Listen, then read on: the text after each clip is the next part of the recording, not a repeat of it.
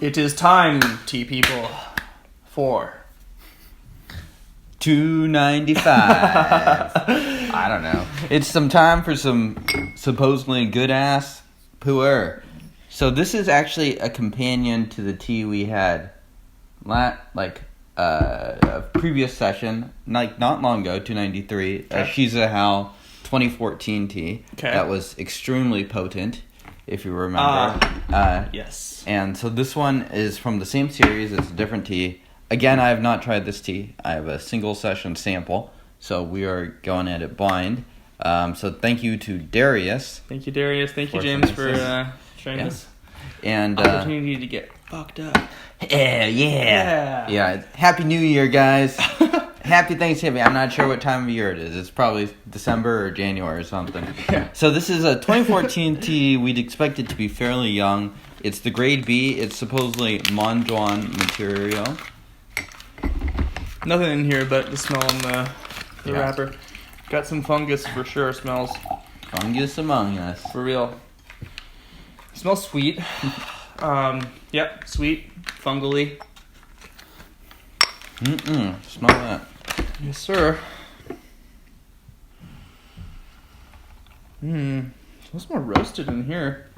A little fruity. Interesting. I'm intrigued. Smells a little sweet. Smells potent. Yep. We're using 5 grams here. Okay. So for about 75 milliliters. Sweet. I think that might be slightly less than last time. So maybe a good thing after the potency of last session. Yeah. Indeed. Yellow. Looks very much like a young raw. And we'll give this a shot and see how we do.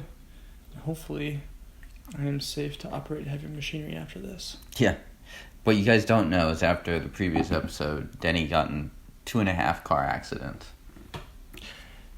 I don't know how you I wasn't into Uber on this. Oh, Lord. How do you cause your Uber to get in a car accident? You're just shouting incoherent things. I smell this too. Yeah.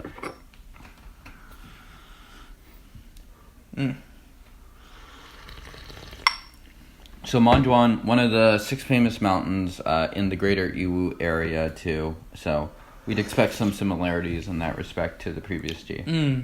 Very sweet to start again. Same as last time. There's a little plumminess to the aroma that I think I'm tasting in here too. It's surprisingly fruity. It's really good. It doesn't taste like it's going to be as strong as I know it will be. So get a lot of sort of young pu'er, sort of hay, green herb vibes, florals. Yeah, definitely. Yep. In the same way that you might have a crisp, higher mountain Jade Oolong or maybe a green tea, would share similar characteristics, but often be more potent in those flavors. This is a little bit more just lighter, less strong, but still, a little bit grassy, but sweet. A little bit hay, but sweet. Yep.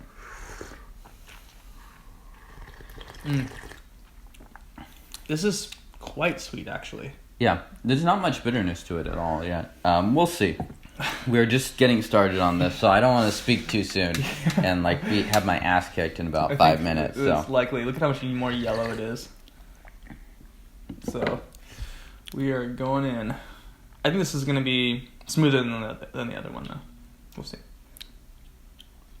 Good lingering flavors for sure. Yeah, sort of the oolong-y. Yeah, the taste sort of linger, floral, fruity, standard-ish stuff. Cheers. Cheers.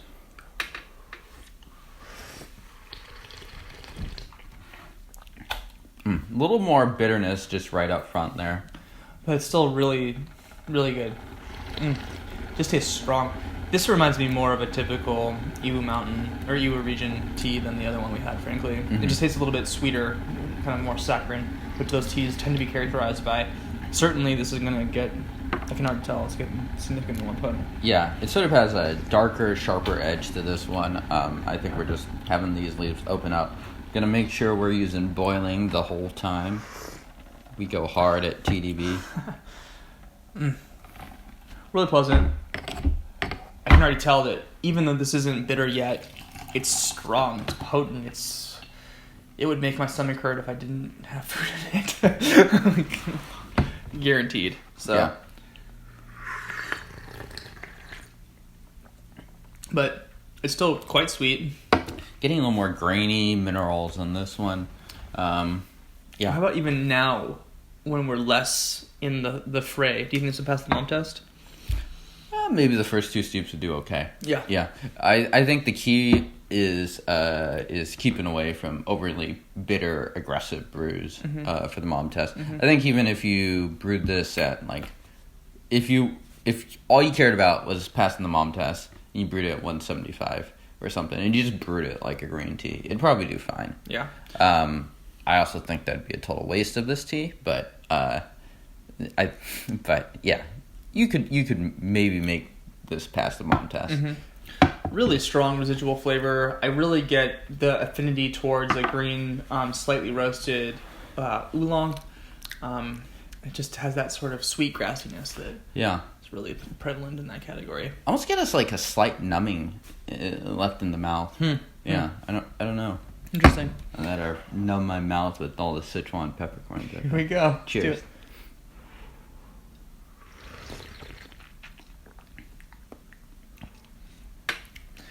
You know, there's a bitterness to the front of it still, and it's getting a little bit stronger each steeping here, but it's not overpowering. I mean, really, it's interesting. This tastes potent, certainly, but it's not. Yeah. We've had some teas where it's like, wow, this is bitter. I like it, but wow, it's bitter. This tea, not so much. Look at the color on that. It's crazy. I think you're absolutely right that this is not going to get as strong as the other tea. The more we brew it, the more it seems to build, but I don't think it's going to get close to that level. And I think it's hard to say exactly why that might be. It might be because we had a little bit more leaves, or we just happened to pick the most potent leaves out of the cake. But yeah, quite smooth. Maybe a little hint of that mushroominess to it now, some sort of earthiness. It's really good. Yeah. Not particularly smoky, you know. Not at all. Not very gasoline-y. Definitely still tastes like a young pour, though. The aftertaste is quite good. Yeah, really potent. Yeah, very sweet. I'm not exactly shocked, but compared to the previous, this is much. Yeah, it's not building as aggressively. I'd say. Let's keep going. Very juicy. Yeah. Cheers. Cheers, everybody.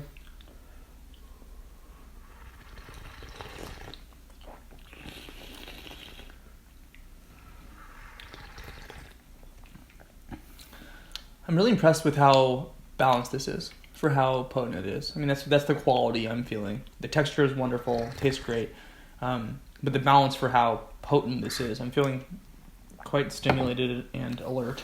One thing I like about this tea so far is it sort of has a slight darker edge to the profile. It almost hints at it more. It obviously brews up a very young poorish color, but I can tell it has like some of these basier notes beneath the surface. How do you think darker fruits and stuff like that? In terms of aging, I think it aged very well. Yeah. I mean, it's tasting really good now. Some of those teas that we had before seemed like they would benefit from more aging. But I think this one's ready to drink today and it will only benefit from the future. Although I could see this one maybe reaching its climax slightly earlier than our previous one that we had on the show. Maybe, Which would just, I think, take a little longer. It's possible, yeah. I mean, if we're solely to base it off of the tea sessions that we've had, then the last one was just so potent. And also was hitting us with a lot more bitterness and aggressiveness. For me, I guess I'm getting this, I don't even know whether to call it astringency or not, but I'm getting like this sort of like on the top of the mouth, I'm just getting like this interesting sensation. It's somewhat numbing, but not totally. Interesting. Yeah. It's almost like a anesthetic going to the dentist. Yeah. I'm not getting that quite as much, but it certainly is an active tea in the mouth, and deeper here too, for sure. Compared to some of the other teas we've brought on the show. Yeah, it's just nice, really tasting it in my throat kind of, and the very back of my mouth, and it's potent. This is a attention demanding tea. Would this pass the mom test at this point? Not the way we're doing it. No. No. Think so. But not suitable for mothers. We ate moms. Yeah. Yeah. Just the anti-mom. All moms are Illuminati. Right. Yeah. Someone one day will be famous enough where someone will CGI the Illuminati thing for us. That'd be great. We've always been members. We've never hidden it, guys. We're Illuminati Mason lizard people. Great. Which is why we're so popular on the internet. We have all the best fans. You guys are wonderful. Dude. Breathe this one a little longer. 5,000 subscribers. Yeah, we do. It's a lot. Shout out to James for kicking ass. Wow, shout out to both of us. Man, I'm making a lot. This is a little darker. Definitely looks more orange. Yeah. So this will, we might see some newness or just potency here going on. In terms of, you haven't sessioned this before, James, but if you were to sort of hazard a guess on the number of times that you can steep something like this out, and then compare it to that previous one, what do you say? I'd say similar, maybe slightly less. So I would agree. Yeah. I don't remember what the last one steeped out to for me after the session, but it was like in the teens. This one I would guess would also make it to the teens, maybe like 1 or 2 less. Yeah. And in terms of the actual amount of leaf that you're using here, quite a bit less. Yeah, but we're using the whole sample. Definitely. Yeah. Yeah. Take a smell of that. It's really fruity now. It's a very the aroma is a little more singular than earlier. It's easier to pin down. Yeah, 100%. It smells more like a young raw. Yeah. And steep number 5. Here we go. It's higher than I can count in Spanish. Cheers, y'all.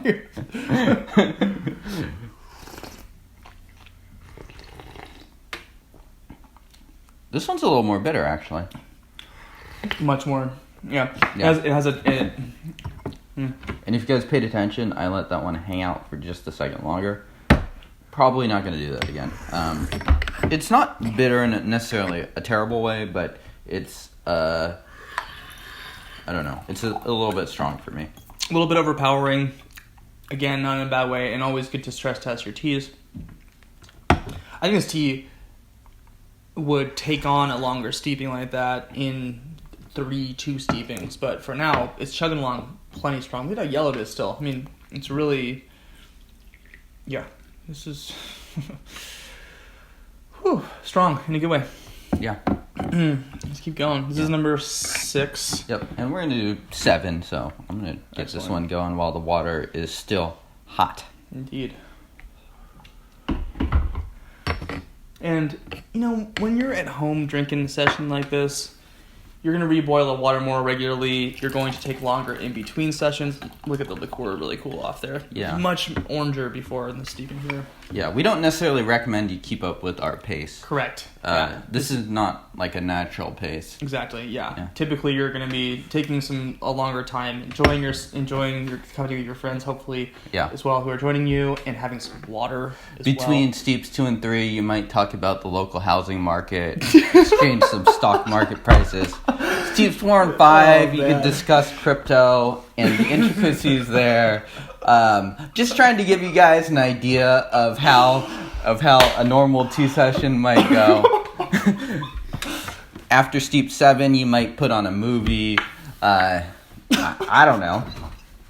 I'm just making stuff up, guys. You're totally off script and you're ruining the show, James. These are things we never get off topic at TeaDB. Cheers. Cheers.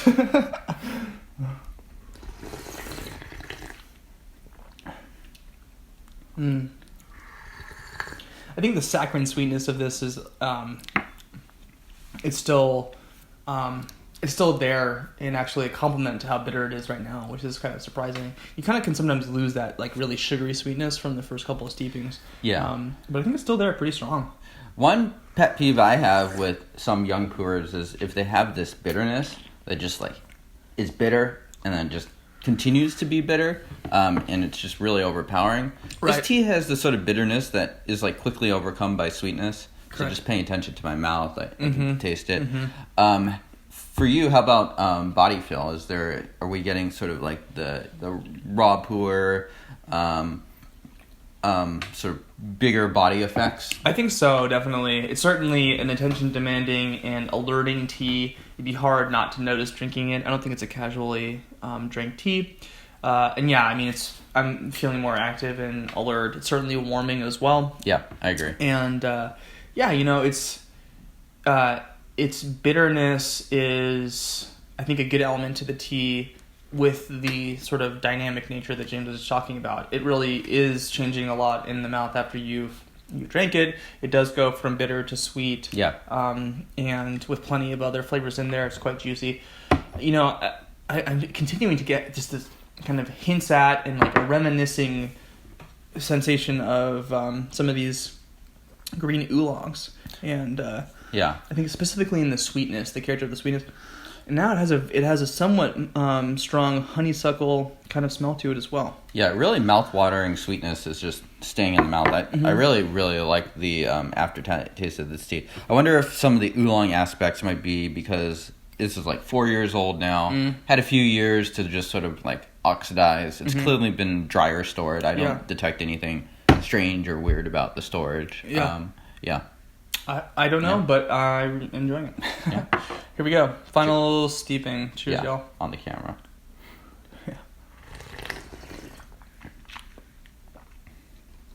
Yeah. Still really good. Still plenty of strength. Yeah, seriously. I'd say it's losing some of its viscosity, you know, naturally as we're steeping it out here. Yeah, a little bit. And James, how would you henceforth? We've gone through 7 steepings on camera, which is a fair amount for the show. Right. How would you continue to brew this out through into those lower teens? Right. So I would definitely be very, very diligent about making sure this water is boiling when I'm hitting the next ones. Yep. I'd probably do the next one at maybe 15 seconds or so. Just slowly extend it. If that's too strong, maybe pull it back just a little bit. But I don't know. I think for me, this is a tea that you probably, especially if you're drinking this solo, I don't think you would be the crazy guy that pounds 20 steeps at once. Right. That would be nuts. Yeah. So definitely a tea to take your time, go slow, see what the tea says after you push it for 15 seconds, and that should tell you if it's too bitter, hold back. If it's too weak, push it a little bit more in the next infusion. So I think a tea like this, you can kind of be very reactionary to how it brews. Yeah, and it continues to just like sitting here and listening to you chat about it. I'm still just having this full body experience of the tea. It's potent, it's sweet, it's a little bit bitter. It's you can taste a little bit of the age on it, but it still has lots of those bright and crisp notes. Really good. Yeah, really well balanced. Yeah. It's delicious. So shout out to Darius, excuse me, for sending this out to us. Yum. Is this attainable? People grab this? I think you can. And Darius could probably comment or tell me where to get it. It's available sort of through the Chinese market. You got to jump through a few hoops, I think, to get it. It's also not a cheap tea. I think it's also in possibly the 4-figure range, the lower 4-figure range. So definitely a high quality tea. So if you are in the market for that, I think Denny and I both did enjoy it. Yeah. Recommended for sure. Give it a shot. You can probably pop onto Reddit, potentially follow some people on Instagram, TeaDB, and shoot people some messages too. I know, especially with smaller communities, it feels awesome to have someone reach out and ask. So if you folks do have questions, feel free to reach out. And ask questions as well. Comment below if you have questions about this tea or teas in general. If you like tea and want to get more of it in your life, digitally, in your eyeballs, you can subscribe to our YouTube channel. But if you don't like it that much, don't subscribe, because we're not super weird about that. But get your mom to subscribe. Yeah, she definitely is going to love the channel, guys. She loves TeaDB just as much as we do. Yeah. All right. Thanks, everybody. We'll see y'all next time. Oh, wait. Let us know in the comments what we should do for episode 300. 300. That's a big deal. Let us know in the comments below, and we'll see you guys next time. Cheers.